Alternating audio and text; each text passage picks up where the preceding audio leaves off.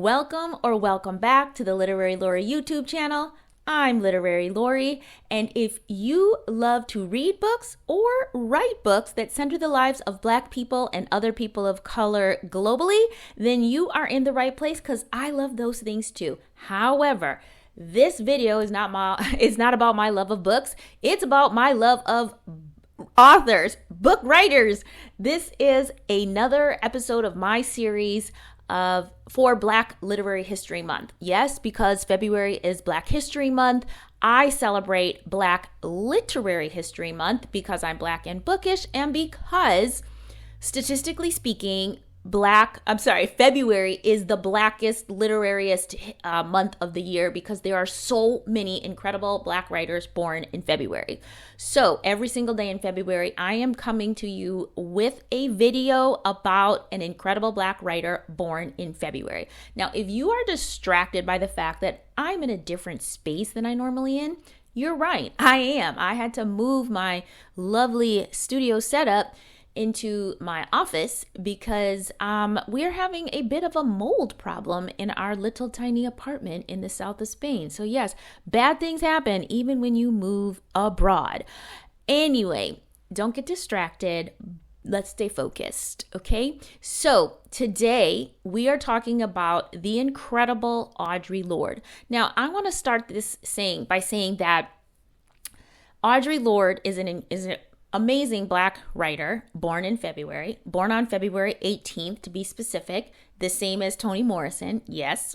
But a lot of people know about Audre Lorde, or they may know one of her famous quotes like, "Caring for myself is not self-indulgence, it is self-preservation, and that is an act of political warfare." You've probably seen that on Instagram recently because we're all talking about that.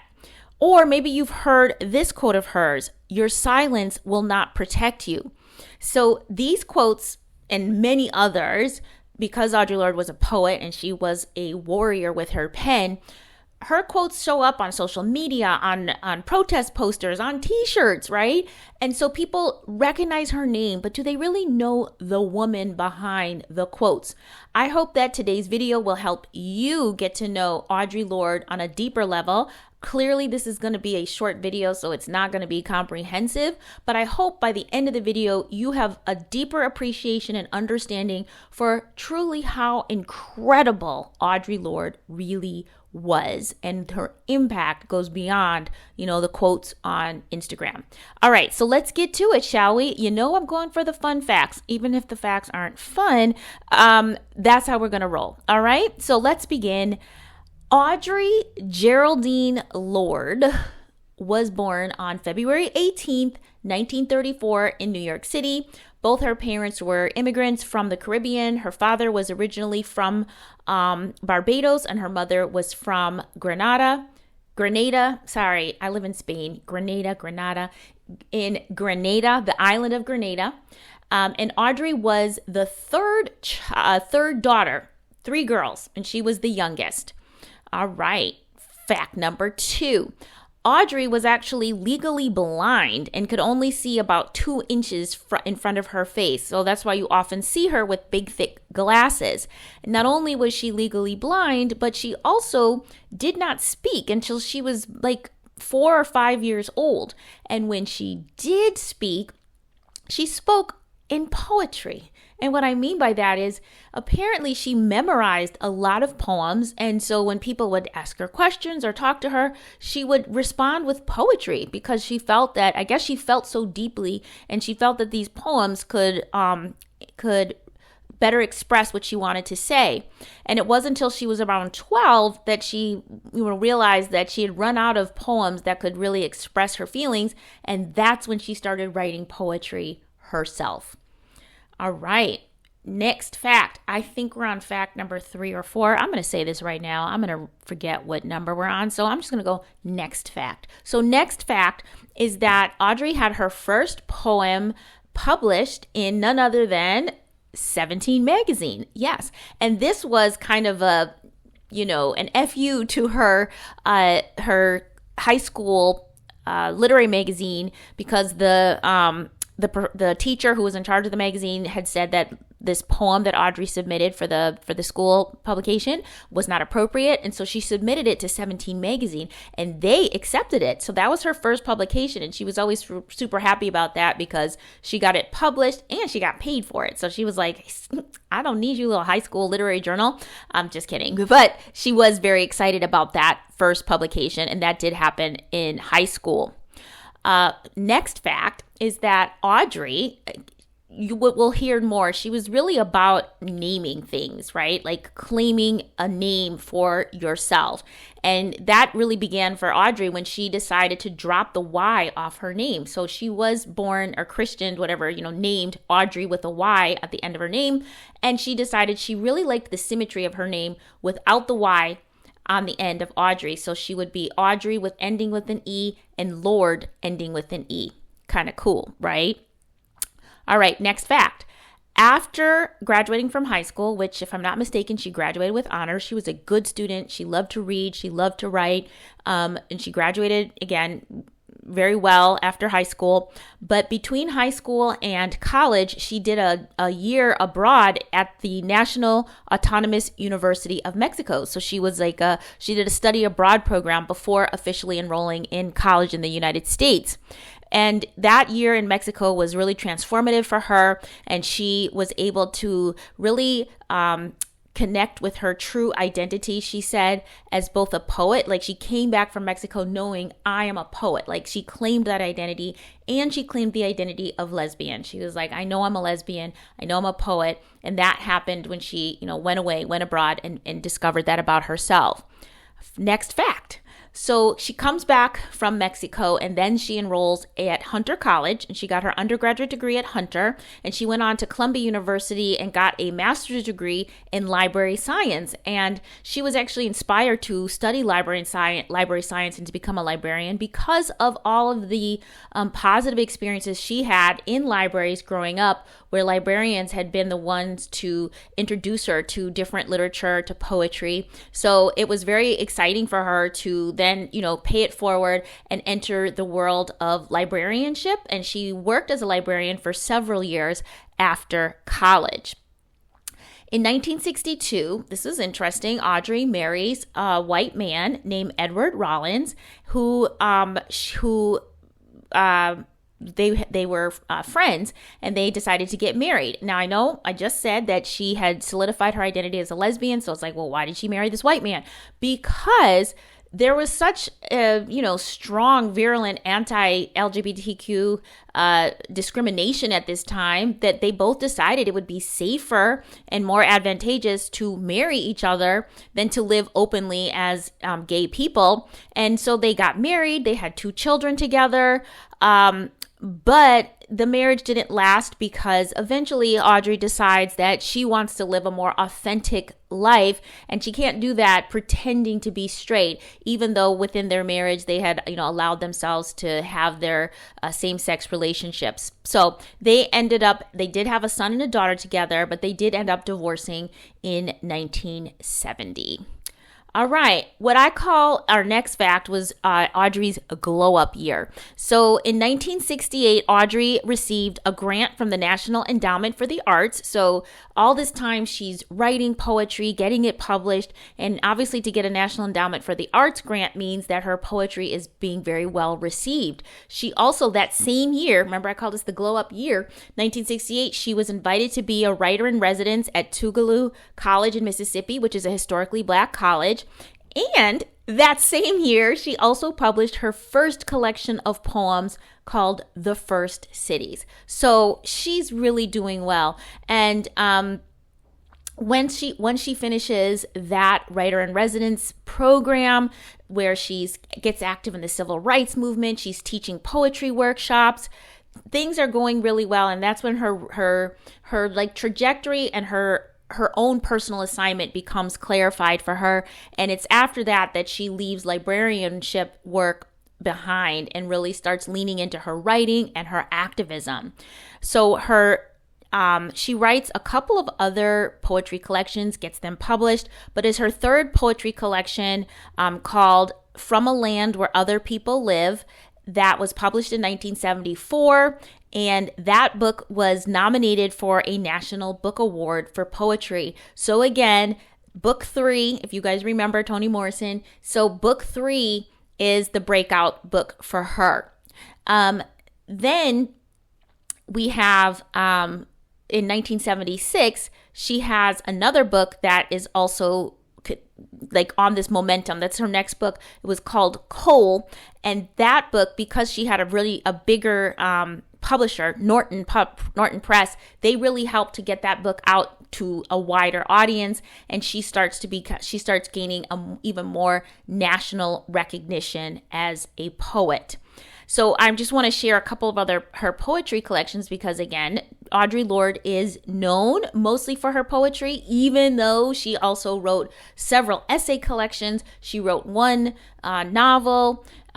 She's done a lot of other activist work, but again, she is most known for her poetry. So she has a poetry collection called The Black Unicorn, and that was published in 1978, and that was inspired by a trip she took with her children to the African country of Benin, and she really got connected with the African goddesses and African mythology. So I just kind of wanted to show how all of Audre's poetry is response to different experiences she's having in her life, which one of the things that Audre Lorde is so famous for is using her own experiences to inspire her work, or to be the subject matter of her work. She embodies the idea of the personal being political. All right. Now, obviously, what I just said about her poetry also extended to her essays. And a lot of the famous quotes that I just read at the top of this piece come from her essays. And some of her essays, which she has several essay collections, one of her most famous essay collections is called Sister Outsider, right? And so many of her famous quotes that they're bandied about that I mentioned earlier come from her essay collection. So Sister Outsider is one of her most popular essay collections. And yes, so I want to just mention yes, one of her most famous essays is The Master's Tool Will Never Dismantle the Master's House. And that is highly quoted and highly discussed, dissected, and utilized when conversations about dismantling racism, sexism, all of those things. But it's The Master's Tool Will Never Dismantle the Master's House, and that is in the Sister Outsider collection. That collection has a lot of her most famous essays, by the way. So if you did want to select a Audre Lorde book to start with, a book of essays, try Sister Outsider. All right. Okie dokie. What's next? Okay, so fact number whatever. Next fact. One of the things that Audre Lorde is very well known for is her this idea of collective identity. She was very strongly in support of people not feeling like they should box themselves into one thing, particularly when it's the dominant culture saying you have to be this one thing and you have to act this way. And so Audre Lorde always identified herself not just as a poet or a writer or as a Black woman. She was always careful to say, even in her writing, when she spoke, that she would introduce herself as a Black lesbian political activist, feminist, poet, and mother. And I love that she included mother. A lot of these things some people would say would be, contradictory with one another, but that was her whole point, was to claim your full identity. And yes, by the way, she capitalized the B in Black when identifying her Black identity. So intersectionality was super important to Audre Lorde, and it wasn't just important as a theory, it was a practice. And by her practicing her own intersectionality in claiming and deciphering her own identity, she was giving others the permission and asking them to do the same thing. So in 1978, Audre Lorde was diagnosed with breast cancer, and she went through a mastectomy. And it was this experience where not only did she go through this harrowing medical diagnosis and illness, she said she felt so alone and isolated because she couldn't find any written materials that reflected her experience as a Black lesbian mother. So she ended up writing her own book to describe her experiences, and in the hopes that it would give solace to the next Black woman or any other woman outside of the realm of white woman, heterosexual woman, who went through a similar ordeal. And that book that she wrote, it's a memoir, it was called The Cancer Journals. And that book actually won the American Library Association Gay Caucus Book of the Year Award in 1981. And that book, The Cancer Journals, today still is one of the most cited and read and gifted book about living through cancer treatment. Okay, next fun fact is that Audre Lorde, along with Barbara Smith and some other incredible writers of color, created the Kitchen Table Women of Color Press in 1980. This is my favorite fun fact about Audre Lorde. I actually did a whole podcast episode about Kitchen Table Women of Color Press. If you want to go look that up, I'll leave a link to it down in the description. But this was the actual first US-based publisher for women of color. And they started the press because they were like, it was called Kitchen Table because this was, discussions around the kitchen table, all these women writers who could not get published, women writers of color who could not get published by the mainstream publishers. And they were so frustrated. If they were of color, if they were gay, they were like, nobody wants to write our stuff, but we know people want to read it. And so they're like, gosh darn it, let's just create our own publishing company. And they did. And they were so radical and grassroots about it. It's an incredible story. Cannot get into all of it here, but you can go listen to my podcast about it because it's super fascinating and shows you what's possible when women of color put their minds together, put their resources together, and get stuff done. All right. In 1982, Audre Lorde's first and only novel comes out, and it's called Zami, A New Spelling of My Name. Now, this is not a typical novel. Today, I think we would call it autofiction because the main character's name is Audre Lorde. She coined the phrase biomythography for what this book was. It is truly her life story, but it's mythologized a bit. And it only covers the first 22 years of her life, but it's really the story of her becoming the poet, the Black woman, the lesbian, and it's a coming of age story.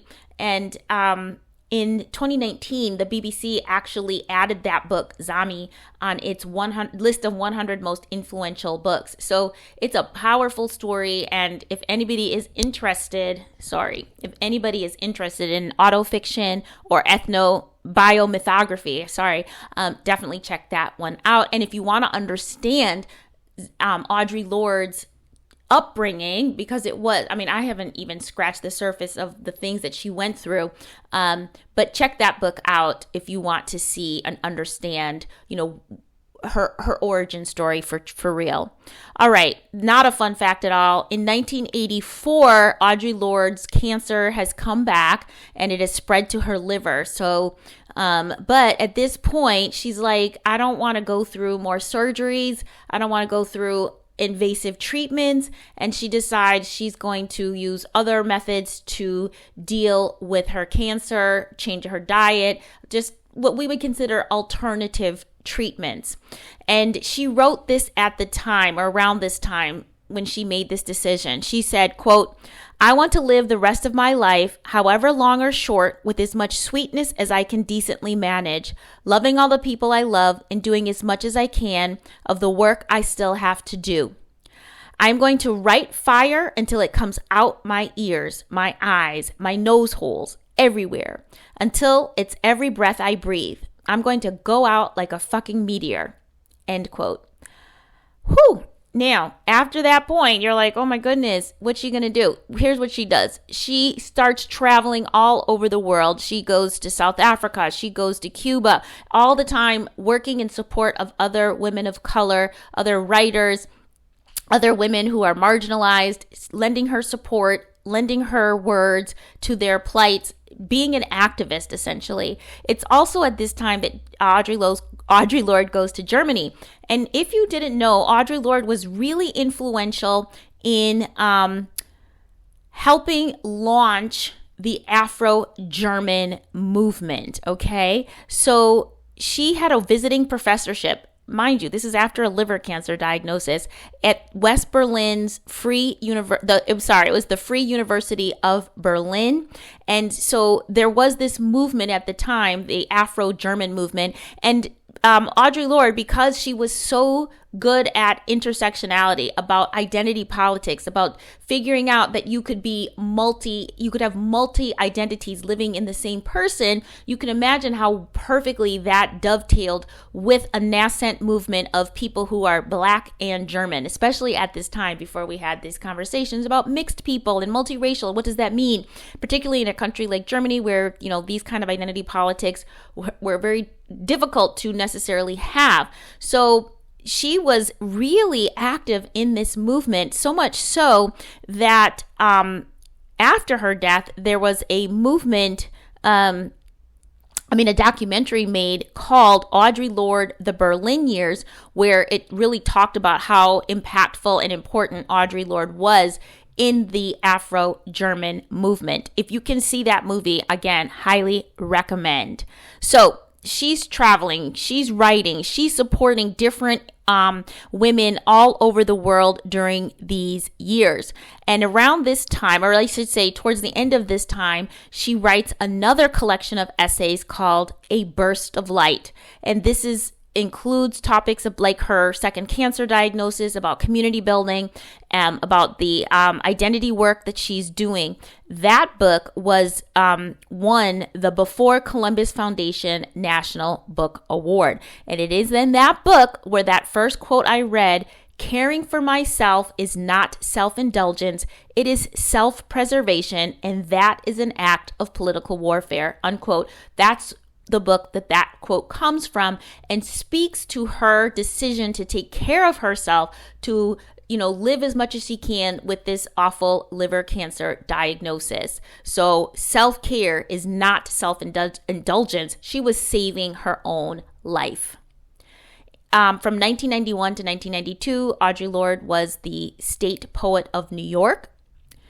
Even though she was living in St. Croix at the time, sadly, Audre Lorde did succumb to liver cancer, but she outlived that, or I shouldn't say she outlived, but since the diagnosis that she was given for liver cancer, she lived almost another decade after the diagnosis.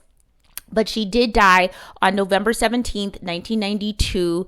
She was 58 years old, and she was living in St. Croix with her then long-term partner, Gloria Joseph. And I think it's remarkable that before she passed, she had an African naming ceremony and she renamed herself.